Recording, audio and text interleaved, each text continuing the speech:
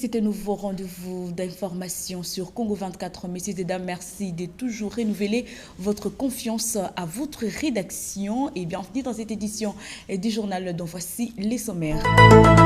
Inspection sécuritaire et évaluation des besoins humanitaires sont là les deux objectifs de la descente à l'est du ministre de la Défense nationale Gilbert Kabanda qui est arrivé ce jeudi 3 novembre 2022 à Goma, chef-lieu de la province du Nord Kivu, accompagné d'une forte délégation des 5 ministres et des députés nationaux. Et puis des réalisations économiques remarquables de la RDC malgré la crise mondiale. Le chef de l'État congolais Félix Antoine Tshisekedi Tshilombo a reçu les félicitations du Fonds monétaire international par la bouche de la chef de mission de cette institution internationale. Le détail, c'est tout de suite.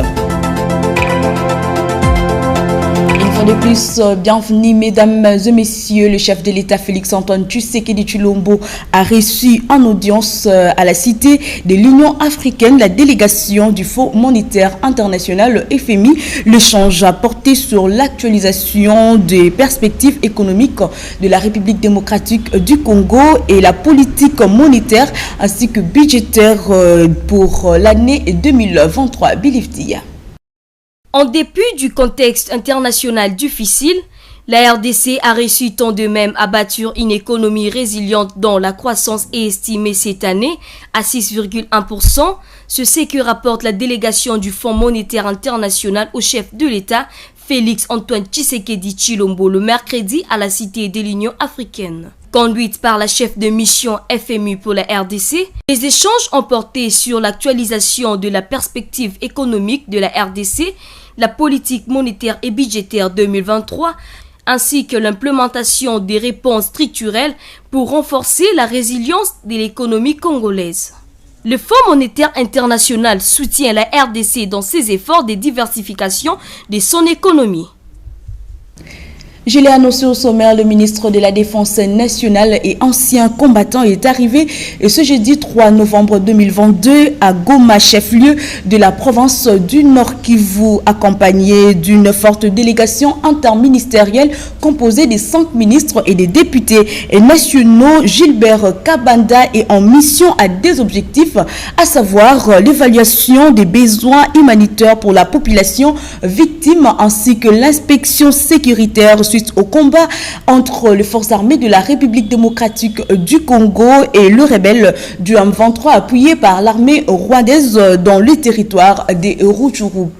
Et puis bien avancé là, les commissions défense et sécurité du Sénat et de la Chambre basse du Parlement avaient auditionné le mercredi 2 novembre 2022 le ministre de la Défense nationale et ancien combattant Gilbert Kabanda. Il était question de faire l'état des lieux de la situation sécuritaire dans la partie est de la République démocratique du Congo, principalement dans le territoire des Rutshuru. Je vous propose de suivre ces propos recueillis du ministre par Dodo Kalonji. Cette séance que je viens d'avoir avec les deux commissions de défense et sécurité et du Sénat et de l'Assemblée nationale tombe juste au moment où nous avons une situation à l'Est que tout le monde connaît et qui nécessite que le gouvernement, par l'intermédiaire de son ministre de la Défense, puisse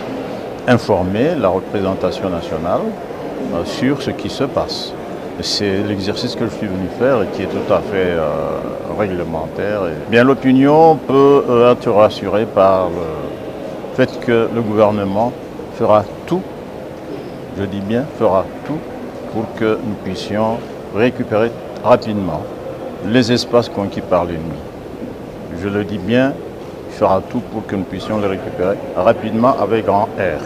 Processus électoral en République démocratique du Congo, c'est pour palper le doigt le travail de la centrale électorale que le secrétaire général de la SENCO et les porte-paroles de l'ECC ont fait le déplacement chez le président Denis Kadima. Images et commentaires. C'était une rencontre riche en partage entre le président de la centrale électorale Denis Kadima et le secrétaire général de la conférence épiscopale nationale du Congo, Donatien Cholet, accompagné du porte-parole de l'église du Christ au Congo, pasteur Eric Senga, autour du processus électoral qui pointe à l'horizon. Il était question pour les hôtes de Denis Kadima de palper du doigt le travail de la CENI à l'approche de la tenue des élections générales en RDC. L'organisation des élections crédibles, transparentes et apaisées dans le délai est un grand facteur de la paix à laquelle travaillent les confessions religieuses, a fait attendre les prélats catholiques avant de préciser que la conférence est l'âme du processus électoral. Les hôtes du président de la CENI se sont réjouis de l'identité de vue qui s'est engagée dans cet échange, notamment le souci des Kadima d'aller à la direction souhaitée par la population. Et puis pour ce mercredi 3 novembre 2022, de l'atelier de 7 jours des formations des formateurs sur la révision du fichier électoral qui s'y tient à l'université William Booth dans la commune de La Gombe. Bilivdia nous fait le point. Cette formation prouve en suffisance que le TAP du processus électoral en RDC prenne de l'ascenseur chaque jour qui passe. Selon le secrétaire exécutif national de la centrale électorale Toto Mabikou, présent à l'ouverture de ces assises en présence de l'ensemble plénière de la CENI, ses agents et cadres, ces premiers ateliers de formation concernent les provinces de la première opérationnelle qui sont au nombre de 10, à savoir Kinshasa, Kwango, Congo central, Kwilu, Maïndombe, Équateur, Mongala, Sidoubangi, Nord-Ubangi et la Chopo.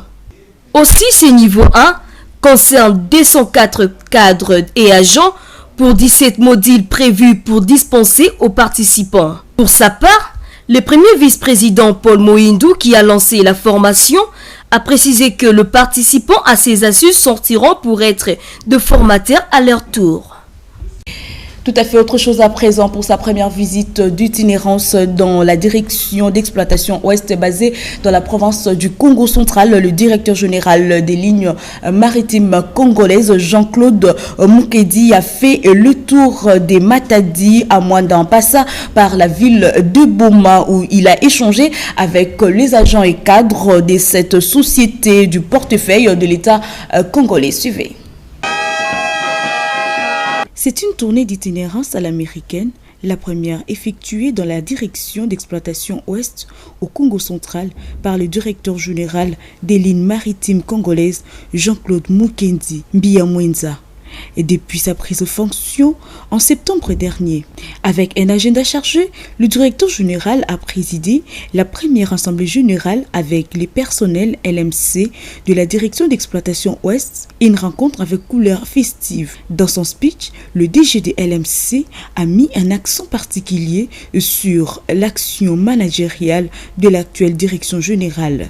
Le nouveau plan de relance 2023-2025 qui va bientôt être mis en place et dont nous vous réservons la primaire, nous permettra de matérialiser notre vision managériale qui est l'affirmation des lignes maritimes congolaises SA dans son rôle d'armement d'État et de transporteur maritime et multimodal du commerce extérieur congolais passant par mer.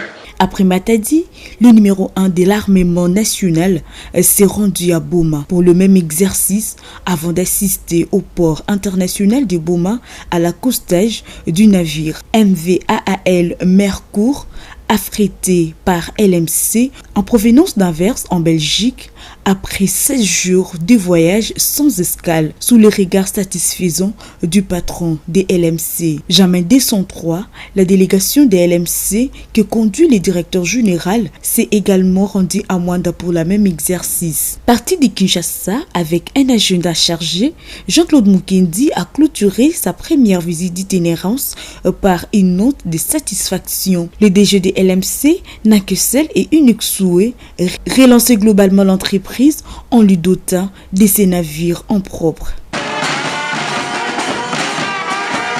Et puis cette nouvelle en bref, l'association congolaise pour l'accès à la justice s'est dit satisfait après l'annonce le mercredi de novembre 2022 de résultats de concours du nouveau magistrat. Le président de la CAJ, Maître Georges Kapiamba, salue la transparence et le professionnalisme dans l'organisation de ces concours et félicite le Conseil supérieur de la magistrature pour cet exploit historique. Rendons-nous à présent à l'Assemblée provinciale de Kinshasa où la plénière de ce mercredi de novembre 2022 à l'Assemblée provinciale a traité plusieurs édits retenus lors de la plénière du 26 octobre 2022, entre autres la proposition de l'honorable Magloire Kabemba portant modification et la répartition des recettes à caractère national. Pour le reportage, bienvenue Mayala et Joël Bombalé. Au cours de cette plénière de plus de 5 heures, les élus de la ville de Kinshasa ont procédé à la validation des pouvoirs d'un suppléant dont le député titulaire était décédé. Mais aussi audition et approbation du rapport de la commission mixte PAG et COFIN relatif à l'examen approfondi de la proposition portant modalité de répartition des recettes à caractère national ainsi que des recettes, impôts et taxes du député provincial Magloire Kabemba. Ce texte qui vient d'être adopté aujourd'hui est pris en exécution de la loi relative à la nomenclature des actes générateurs des provinces et des entités territoriales décentralisées. C'est un texte qui vient renforcer l'arsenal juridique de notre pays en matière de décentralisation financière. C'est un texte qui a le mérite de doter les entités territoriales décentralisées, en l'occurrence les communes pour ce qui est de la ville de Kinshasa, de ressources financières conséquentes pour pouvoir leur permettre de faire face aux besoins d'investissement et aussi aux charges de fonctionnement. Autre point, audition et approbation du rapport de la commission mixte PAG et COFIN relatif à l'examen approfondi de la proposition d'édit portant protection et gestion durable des rivières dans la capitale congolaise. Je vais dire mon côté pour la protection durable au Etali rivière, au Etali Kalamu, tout ça qui l'a noté. Mais le lot aussi ça et dit oyo toton de sengo puisque ezali environnement na sali makasi mingi puisque ali projet environnement et développement durable que pote et dit quoi aussi là pour te mettre en application na niveau na biso et assemblée provinciale la ville à Kinshasa aussi ici to adopter yango siko tozo kotinda ngo siko pa ya gouverneur la ville à Kinshasa Jean-Tini Ngobila à mettre en application. Les députés provinciaux ont aussi auditionné la question d'actualité de l'élu local Armand Kieto adressée aux chargés des missions du marché de la liberté. Restons à l'Assemblée provinciale de Kinshasa, c'est sous les thèmes « Ensemble, luttons contre le cancer du sein et de l'utérus » que les femmes députées provinciales de Kinshasa ont organisé une campagne de sensibilisation. Témoin de l'événement, bienvenue Mayala. Nous, en tant que députés, normalement, nous allons sensibiliser les mamans d'aller se faire dépister. Parce que le cancer du sein est mortel. À un stade avancé, c'est mortel.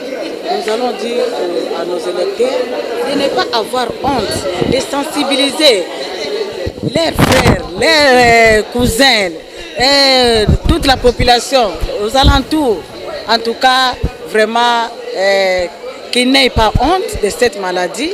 Et il faut que les mamans aillent se faire dépister très tôt. Si on découvre la maladie très tôt, il y a une guérison. Au lieu d'attendre que la maladie évolue plus tard. Ce que nous avons remarqué, surtout nous les mamans congolaises, nous ne sommes pas vraiment instruits. Les femmes congolaises négligent souvent les dépistages de cancer des seins. Lorsque nous les sensibilisons, nous les informons d'aller se faire. Bon, c'est pas peut-être une négligence, peut-être c'est les moyens financiers qui manquent, mais souvent c'est la négligence des mamans. Mais ce que nous avons remarqué, Le cancer des seins ne concerne pas seulement les mamans, mais aussi les papas. Et c'est ce qui m'a beaucoup marqué. Donc les papas aussi peuvent contacter le cancer des seins. On a trouvé que c'était très important pour nous les femmes. Pourquoi? Parce que on se rend compte que c'est à la dernière minute où on commence à découvrir que les femmes sont victimes de beaucoup de cancers des seins. Alors, sans toutefois connaître la cause, mais aujourd'hui quand même on comprend qu'il y a des histoires qu'on doit éviter. Et il y a des précautions à prendre pour pouvoir éviter à ce qu'on soit victime de cette maladie, des cancers des seins. Comme quoi, nous devons éviter de prendre le courpillon des dindes, tu vois.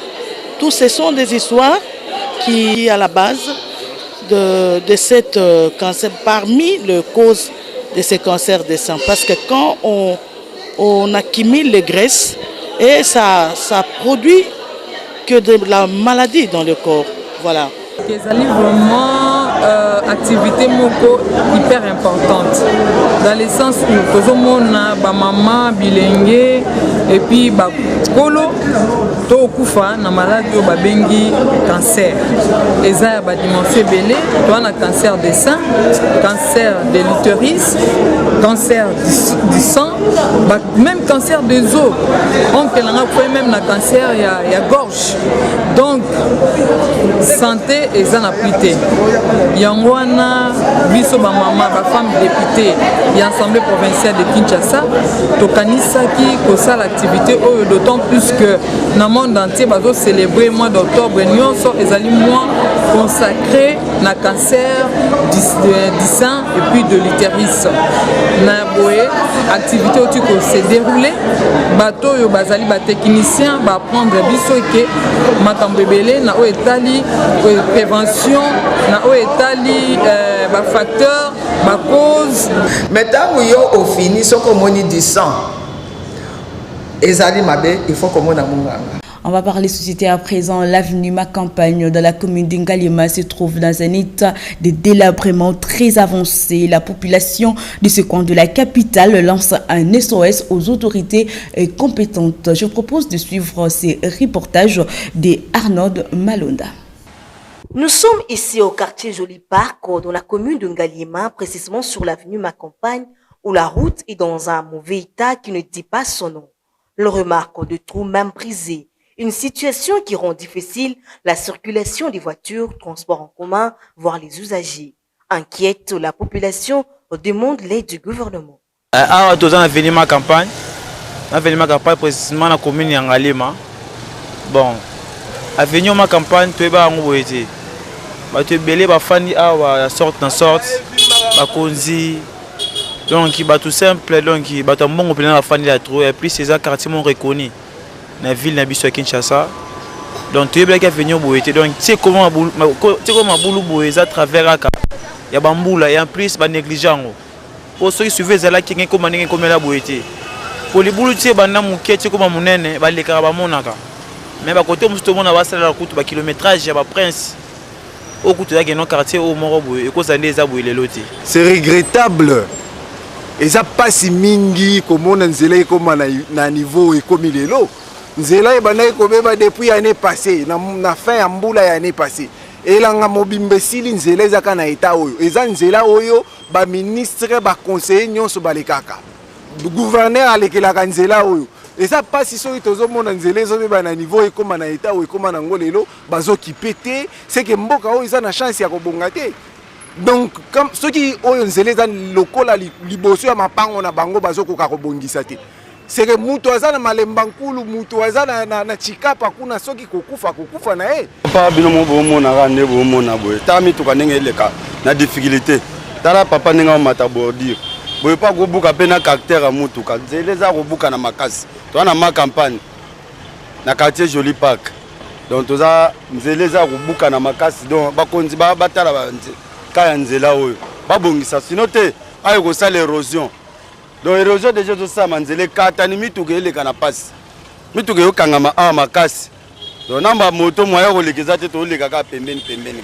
Avec les pluies qui s'abattent au jour le jour, il est demandé aux autorités de ce secteur de bien prendre conscience de leurs responsabilités afin de trouver une solution dans un délai raisonnable.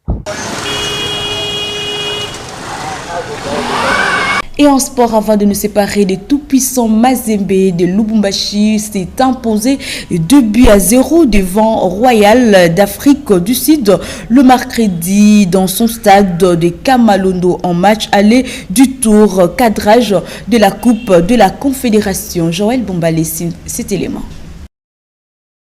Après un triste score des Orbis partout à la première mi-temps, il a fallu attendre la seconde période pour voir les Corbeaux déployer leurs ailes jusqu'à décanter la situation. Les Badiangouins ont pu compter sur les remplacements effectués par Pamphile Miayo afin de voir les bouts du tunnel. Ernest Lezolo de la tête pour l'ouverture du score à la 57e minute sur un ballon mal renvoyé par les gardiens de l'équipe adverse. Renfort Kalaba entrant en cours de jeu va doubler la mise. De leur côté, les FC Lupopo et les Darren Clermont Mapembe ont laissé une bonne impression à l'extérieur. Les cheminots de la ville qui préfèrent ont dompté les Burkinabés du RC Kadiogo 1-0, match délocalisé à Cotonou. Tandis que les Immaculés de la capitale ont balayé du Burundi de Flambeau du Centre sur la note de début à 0 à Dar es Salaam. Les manches retour de ce tour de cadrage de la Coupe de la Confédération vont se disputer la semaine prochaine. Et toujours en sport, les sélectionnaires nationaux de Léopard Aprime Otis Ngoma a rendu public la liste de 41 joueurs retenus pour le stage en Turquie prévu du 14 au 21 novembre 2022 en vue de préparer la 7e édition du championnat d'Afrique des Nations qui aura lieu en Algérie l'année prochaine, nous dit Joël Bombalé. Le technicien congolais Otis Ngoma a fait appel à tous les joyaux à travers la République de Vita Club à Maniema Union en passant par Mazembe, Sangabalende et Chinkunku. Une présélection plurielle dont 5 gardiens, 12 défenseurs, 11 milieux de terrain ainsi que 13 attaquants. Parmi eux, on signale la présence de Hervé Lomboto, Issa Mampeko, Merver Kikassa et même Jean-Marc Makusu Mundele. Rappelons que l'RDC va évoluer dans les groupes B avec l'Ouganda, la Côte d'Ivoire et le Sénégal. Les Fauves congolais seront à leur 6e participation à la phase finale d'un CHAN. Et c'est par cette note sportive que nous mettons fin à cette édition du journal. Voici le rappel de l'essentiel. Inspection sécuritaire et évaluation des besoins humanitaires sont là les deux objectifs de la descente à l'est du ministre de la Défense nationale Gilbert Kabanda qui est arrivé ce jeudi 3 novembre 2022 à Goma, chef-lieu de la province du Nord Kivu, accompagné d'une forte délégation des 5 ministres et des députés nationaux. Et puis des réalisations économiques remarquables de la RDC malgré la crise mondiale. Le chef de l'État congolais Félix-Antoine Tshisekedi Tshilombo a reçu les félicitations du Fonds monétaire international par la bouche de la chef de mission de cette institution internationale.